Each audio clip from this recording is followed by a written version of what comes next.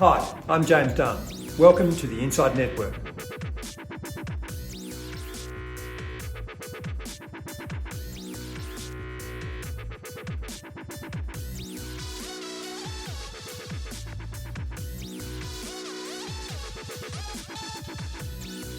Welcome to INDepth, where my guest is Anthony Kapetanovic, Executive Chairman of Akambo Financial Group. We're going to talk about the challenges and the value of scalability in the post-Royal Commission investment world. Welcome, Anthony. Yeah, thank you. Thanks for having me. Pleasure to have you. Anthony, you started as a private wealth advisory group, Akambo, but you've added so many different strings to that original bow. What does the business look like today, and what's driven that process of evolution? Yeah, sure. Look, we're certainly a much larger business today, and most of our growth and the driver of our growth has been organic.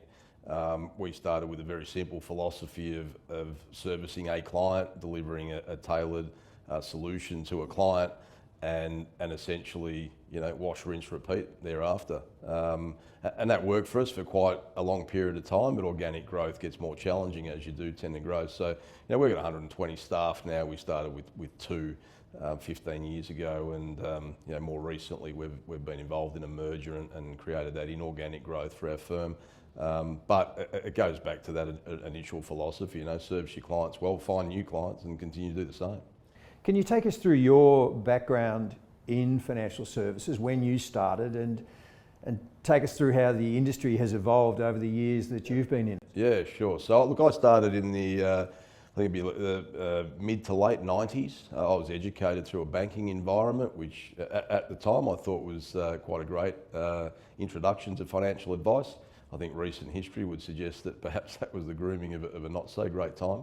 But I transitioned into various roles, looked for ways to improve the delivery of financial advice, and ended up at a large broking house, investment bank.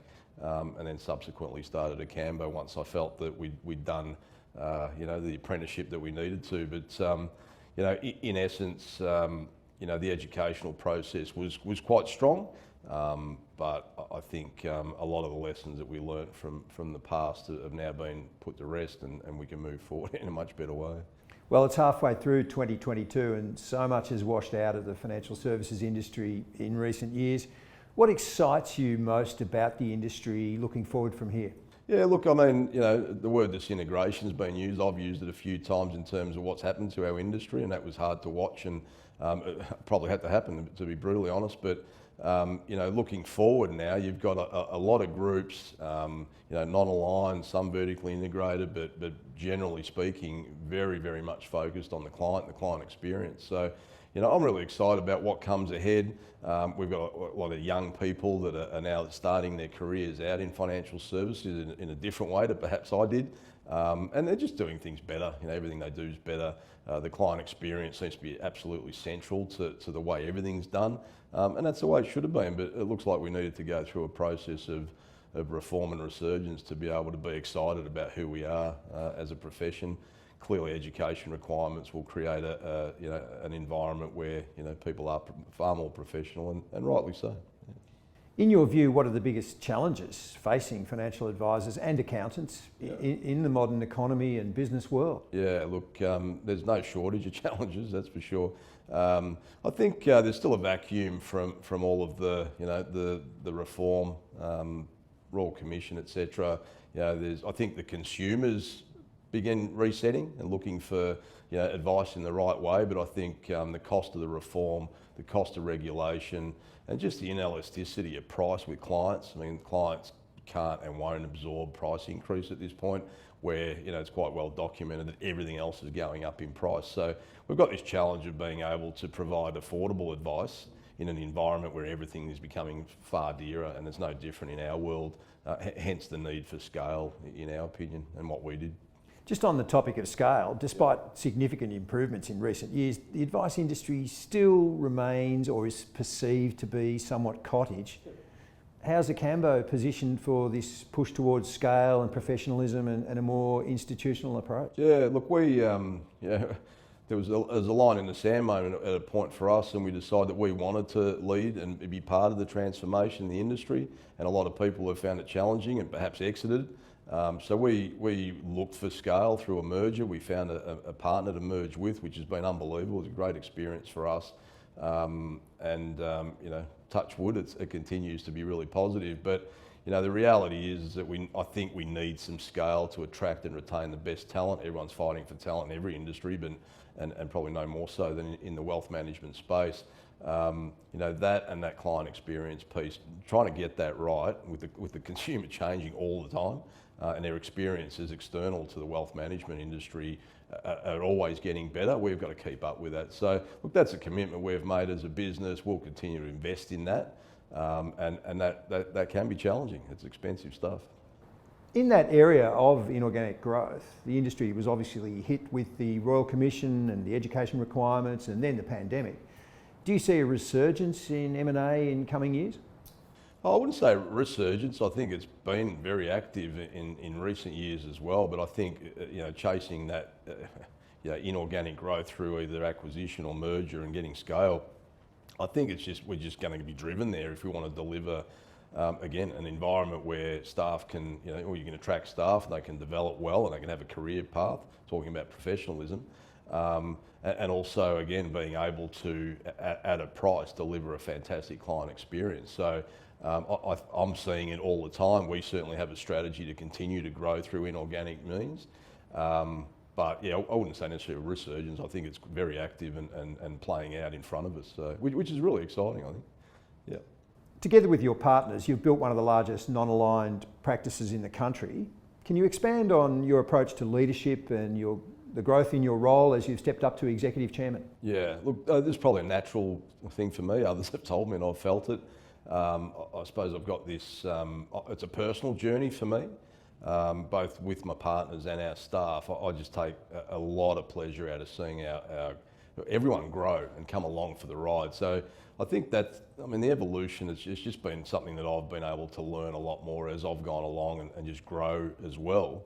But being such a personal journey, it's very rewarding to see, you know, your partners benefit, their lives improve, and staff just grow into, you know, whatever trajectory that suits them. But yeah, again, being that personal sort of journey for me, it makes it quite rewarding.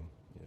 And on the investment side, Anthony, can you expand on your approach to portfolio construction and, more importantly, execution? Yeah, sure. Look, I mean, our mantra is very much about a tailored and transparent process that suits the client. So there's a whole lot of challenges in our industry around how investments are provided to clients, what platforms end users look like. But you know, fundamentally, that's our approach. It's transparent and it's tailored and it meets the client's needs as they need it, not as everybody else needs it or the industry needs it, the client needs it. So that's our approach to, you know, our investment philosophy.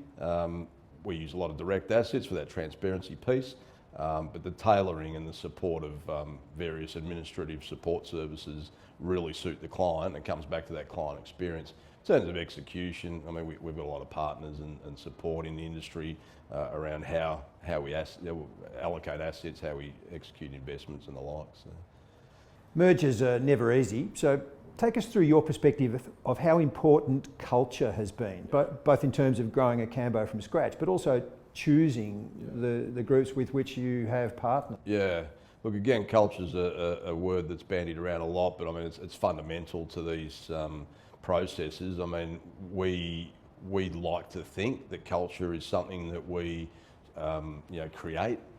Again, going back to that leadership, personal journey and development, you know, we have amazing relationships with our staff. Now, does that mean that every staff member we've ever had has always been happy? Well, no. I mean, you know, we're not necessarily been on the same trajectory, but the culture is fundamental to getting the best out of your people and for people to develop and be happy.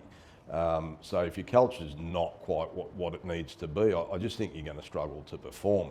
In terms of the merger piece, I mean, I'd hate to say it, but I think to some degree we found a unicorn in First Financial when we merged with them. Yeah, there's a number of principles in that business and they're all just amazing to deal with. We spent a lot of our time not talking about balance sheets and valuations. It was just about the human element of the people. And they've been brilliant, and brilliant over a sustained period of time. Like, we've all waited for some cracks to appear, and well, quite frankly, they just haven't. And again, we pride ourselves on that. Does everyone love us? Are they always going to love us? Yeah, no, that's just not how relationships work. But we do pride ourselves on the cultural piece that we've now also brought together. Yeah. This has been INDepth. Thank you very much, Anthony Kapetanovic, Akambo Financial Group. Thank you.